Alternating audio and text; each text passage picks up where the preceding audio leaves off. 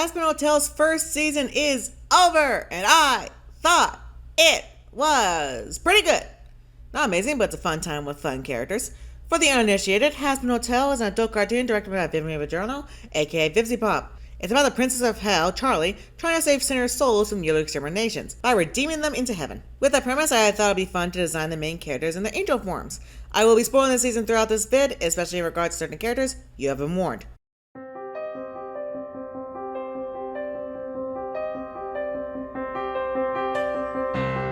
I started with Angel Dust first because I'm a sucker for puns before anything else. Of course I had to do him first. Okay, I walked right into that one. Angel's also one of the easier characters due to his possible sister Molly being in heaven. So we have a good idea of what his angel form would look like. Originally I was just gonna give him the same design but with wings, but that's boring, so I decided to have some fun with it. Second design attempt was to give him more of a robe-like design like some other characters have. I thought that maybe it would make sense to give him more modest outfit since heaven would likely be weird about it. However, his legs are a very defining feature and it didn't look right to cover it. Also, it's clear that being chaste is not a prerequisite to getting into heaven anyways. Honestly, that's smart of the show. It would be very easy to be extremely reductive Christianity, just make heaven bad and hell secretly good, like every edgelord would do. But it's a way more interesting story to have it be that the moral values Christianity imposes is inconsistent at best and destructively binary at worst. I noticed a lot of the background angels have this classy, old school 50s clothing to them. I figure I'd take influence from the commercial and Alistair's Reprise outfits. The show in general is full of designs like that, mostly because they're businessmen and men's clothing, especially formal wear, is boring. Likewise, the female characters have far more interesting outfits. One detail I knew I wanted right off the bat was to have a web in his halo. I get why Angel only has 6 limbs because it's easier to animate, but nothing else with his design reads as a spider. Even Molly has more going on with that. I thought it was weird he was drawn without the thorax you associate with spiders, but it turns out that male spiders don't have that feature. So I gave Angel some of Molly's design elements like the skirt. Side note, it's really funny how badly Molly sticks out. She's the only one with hot pink and step pastels. Molly was originally a character meant to be Angel's sister. We don't know if that's still canon though, we'll have to wait and see. The colors for many of these characters were a pain because I just didn't want to make the original colors again, nor did I just want to make them lighter shades and call it a day either. But if you change one color drastically, you have to change a bunch of other colors too. Otherwise it gets too loud and you don't know where to put your focus. I decided the colors would benefit from being warmer than the cool tints there usually is. So instead of his fur being a stark white, it's a warmer yellow light. One of the things that was a bit of an issue was the eyes and teeth, as many of the designs were decided before Serpendius ascended. So I didn't know if razor sharp teeth was gonna fly, lol, in heaven. Also I figured that heaven would heal up any ailments you had when you died, whereas hell would force you to keep it. I think Angel had a black eye when he died, represented by his black eye. He's allowed to keep his gold too, I think that'd be fine.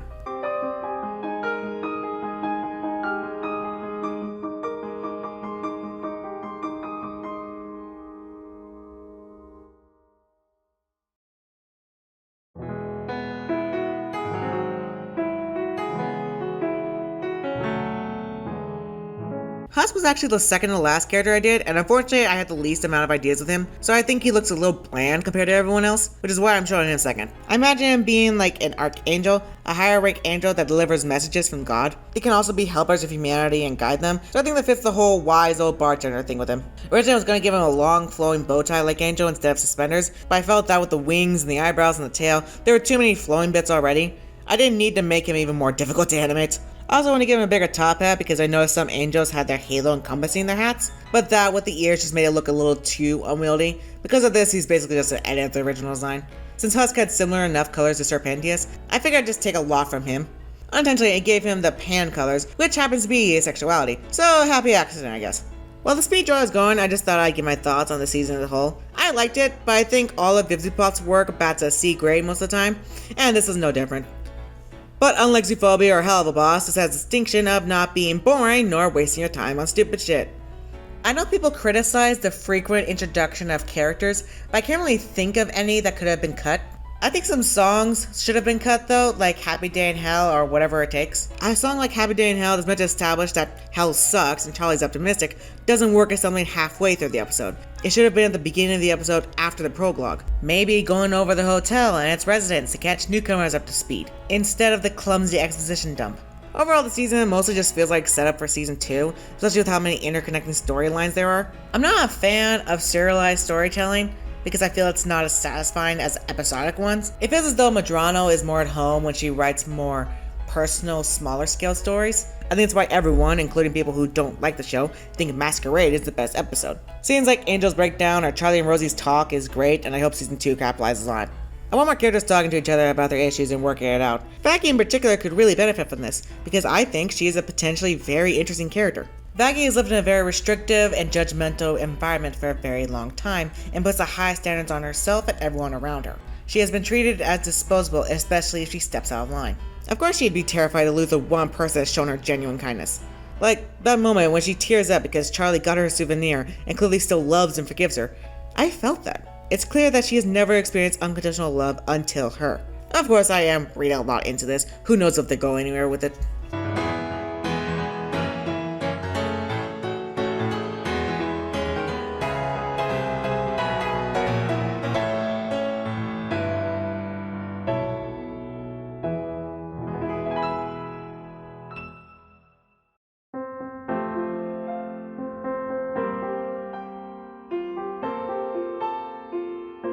Charlie, I had way too much difficulty with, not because I couldn't figure out the basics of her design, but I was stubborn about the details. I really wanted to make her rosy cheeks into eyes, and that was surprisingly hard to make it work. I had to make her eyes smaller, change her mouth to be more bird-like, and had to somehow make it not look weird. Also, I was determined to make her bangs wings, but struggled to make the other wing not look like it was broken. I didn't really think of this while making it, but what would be the concept of the angel swap here? It's overpopulated in heaven, so Charlie makes a hotel to tempt people to sin and fall. Since falling, it wouldn't even be a hotel at this point. It'd just be like a cliff. Cuts off the wings, pushes them down. Bye! For her halo, I was debating if she would have the 5 like Sarah, but I went with 3 because that fits the crown she sometimes has. Also just yoinked Alistair's cross in the undershirt look and flipped her right side up. I feel like I could have done her hair better for this as it looks uneven now, but oh well. Something I like about the hotel is that it's explicitly a safe space for sinners. Characters that go there willingly, like Vaggie, Angel, Serpentius, and Mimsy, do so because they are in danger. And once there, their behavior starts improving. Pentius is a prime example, as one of the first things he says is, "Everyone is being too nice. Obviously it must be a lie. I can sense they are planning to kill me. But when? How? I must be prepared." Once Pentius accepts he is in no real danger, he starts to become one of the nicest characters of the show. Angel becomes nicer and less likely to push people's buttons once he knows he can be safe without judgment around Husk as well. There's a clear message in the show that people sometimes are just products of their environment. If they live in a shitty situation, they're more likely to act out just to survive. Once taken out of the situation, they can start improving in more ways than one, like moving out of your parents' house. I like how Charlie has no clue what gets someone into hell or heaven as much as the angels do. Doing crack at the age of 5 and premarital sex is on the same level of sin, despite neither one being a moral failing to begin with. But if I had to guess what the actual guidelines were about who's a winner and who's a sinner, it's how obedient they are. Pentius ascended once he showed unwavering loyalty that resulted in self-sacrifice. Vaggie fell because she disobeyed orders even for good reason. Lucifer and Lilith fell because they disobeyed, and made it possible for humanity to disobey too. And in Dante's Inferno, the lowest circle of hell is for betrayal. It's not about if someone is morally right or wrong, it's about if someone steps out of line. Overall, I'm happy with the design. Meet the High Seraph Charlie.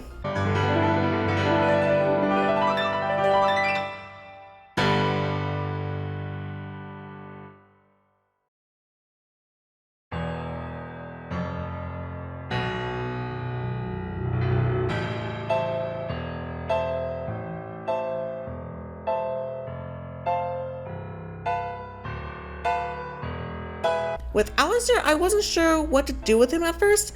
Originally, I was going to make him a normal angel, but that doesn't fit his character of a mysterious and powerful being. So I was thinking, okay, an archangel, an ophanim, and then I thought, his job is to protect the hotel. What angels protect heaven in Hazbin Hotel lore? The Exorcist.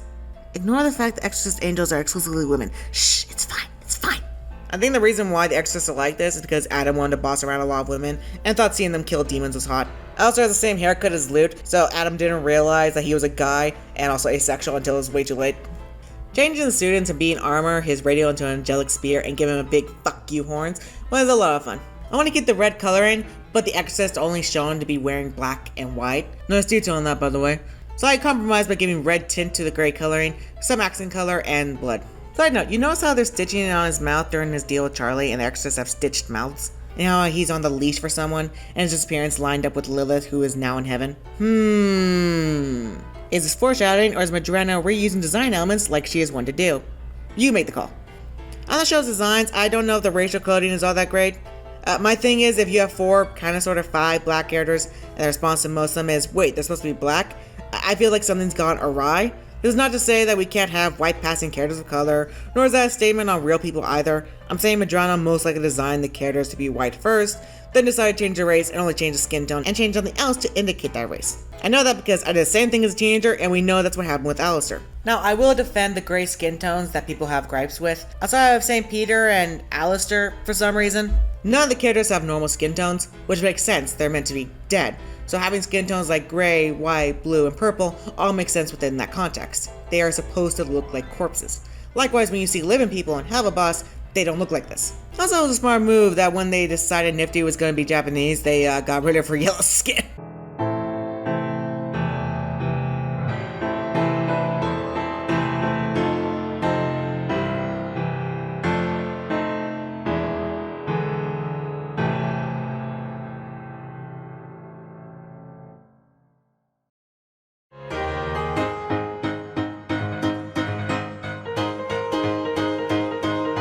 Nifty I was excited about because I want to do an Ophanim angel.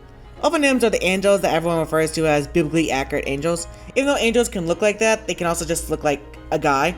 So I was thinking, okay, who would fit multiple eyes on rings and the rings be on fire? And Nifty has a round head with a giant eye in the center and her hair is flipping up. She's perfect. Outside of that, not much to talk about. Lighter colors, got rid of the bullet holes or bug blood spatters off her shirt, and then forgot the halo, and then went back to add it. I didn't realize until after Nifty is wearing some sort of weird black suit under her clothes or something. As we see her in her pajamas, the rest of her body is ghost white. No idea what's going on there.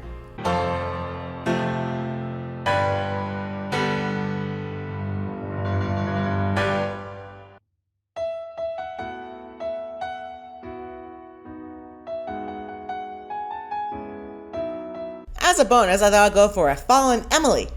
I wanted to keep the bird theme, but we didn't have many characters from Hazbin as a good reference, so I borrowed some elements from Helva Boss. For this, I was thinking, okay, doves are a symbol in Christianity.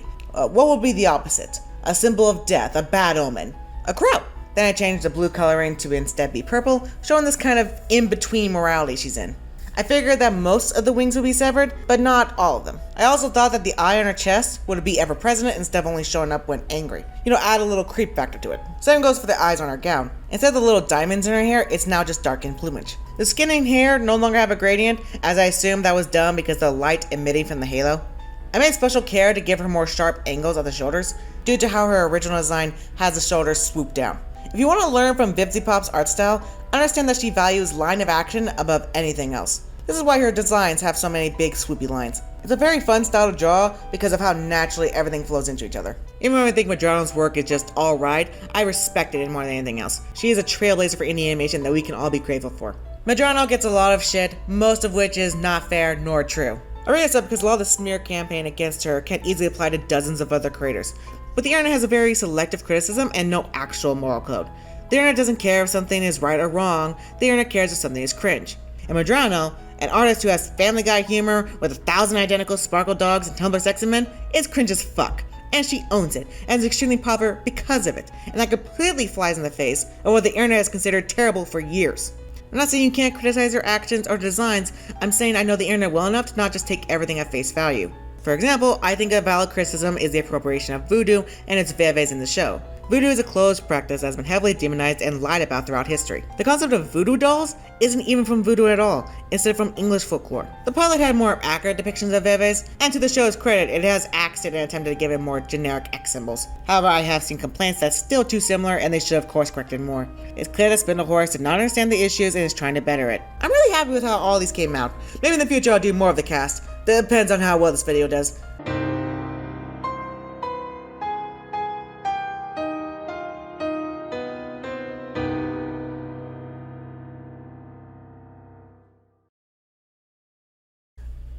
I don't have an outro. Bye!